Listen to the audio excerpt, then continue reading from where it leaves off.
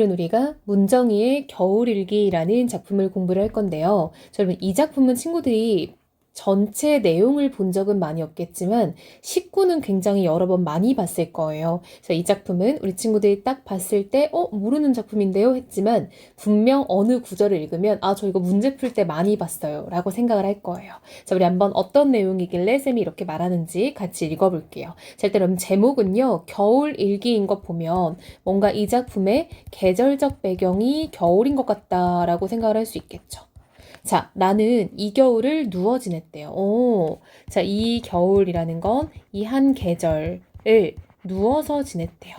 사랑하는 사람을 잃어버려 염주처럼 윤나게 굴리던 독백도 끝이 나고 바람도 불지 않아 이 겨울 누워서 편히 지냈다. 자, 여러분, 화자는 무슨 상황인가 봤더니 사랑하는 사람을 잃어버린 상태래요. 즉, 이 시는요, 이별의 상황이다라는 거 알 수 있겠죠. 그럼 우리가 시적인 상황이라고 하면 되겠죠.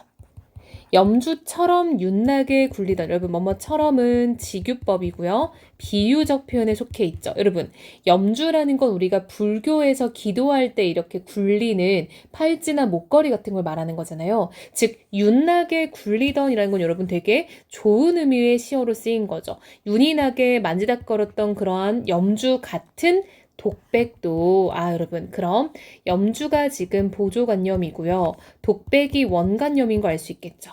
독백이 끝이 났다라는 건 뭐야? 이제 사랑한다 사랑한다 이런 말을 하기가 어렵다라는 얘기라는 거죠.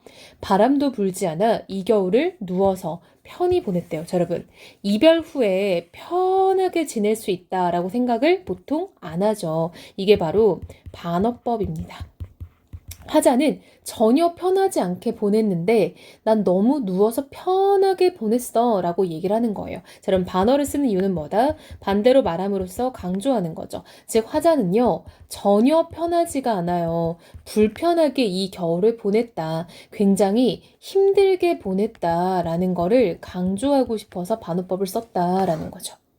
저 들에선 벌거벗은 나무들이 추워 울어도 서로서로 기대어 숲이 되어도 나는 무관해서. 자, 여러분 여기를 잘 볼게요. 화자가 자기 얘기를 하다가 갑자기 나무들 얘기를 해요. 자, 여러분 이런 나무들 화자의 눈에 비친 시적 대상이죠. 자, 근데 이런 나무들은요 추워서 울어. 즉 한마디로 여러분 나무들이 추워서 운다라는 거는 나무 입장에서는 부정적인 상황이다라는 거 알 수 있겠죠. 우리 춥고 울고 이런 거 안 좋아하잖아요. 특히 벌거벗어 있고 이런 것들. 근데 그럼에도 불구하고 나무들은 서로서로 기대어서 숲이 된대요. 여러분 서로서로 기대고 숲이 되는 거는 혼자가 아님이 지금 드러나는 거죠.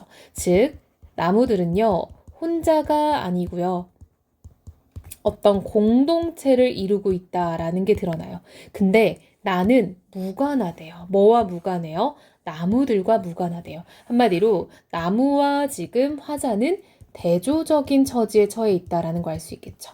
나무들은 뭔가 혼자가 아닌 어떤 관계를 통해 어려움을 지금 극복을 하고 있는데 나는 그것과 무관하다라는 거는 나는 홀로 고통을 견디고 있다라는 걸 알 수 있겠죠. 문 한 번 열지 않고 반추동물처럼 직유법이죠.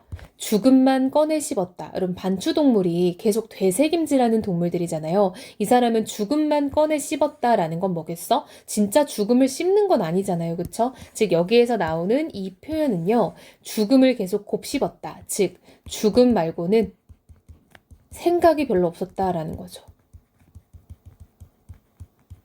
그럴 정도로 이별 후에 이 사람은 굉장히 어때요? 힘들어 보이죠. 그쵸? 고통스러워 보이죠. 사랑하는 사람을 잃어버린 이 겨울. 자, 여러분 보니까요. 우리가 초반에 시작할 때 나는 이 겨울을 누워 지냈다. 사랑하는 사람을 잃어버려 라고 되어 있었죠. 자, 여러분 이 부분입니다. 이렇게 1년을 시작을 했는데요. 마지막 부분에 굉장히 유사하게 끝나요. 사랑하는 사람을 잃어버린 이 겨울이라고. 그래서 이렇게 유사한 구절이 지금 처음과 끝에 반복되고 있구나라는 거 알 수 있네요. 이런 걸 우리가 수미상관이라고 하는데요. 조금 달라졌죠. 그래서 이런 거 우리가 변형된 수미상관이라고 합니다. 여러분 수미상관은 머리와 꼬리가 상관, 상응, 즉 유사하고 대응된다라는 뜻이에요. 자, 근데 머리와 꼬리가 대응되려면 머리를 먼저 쓰고 뒷부분에서 그것을 반복하는 거죠. 여러분 수미상관의 본질은 반복입니다.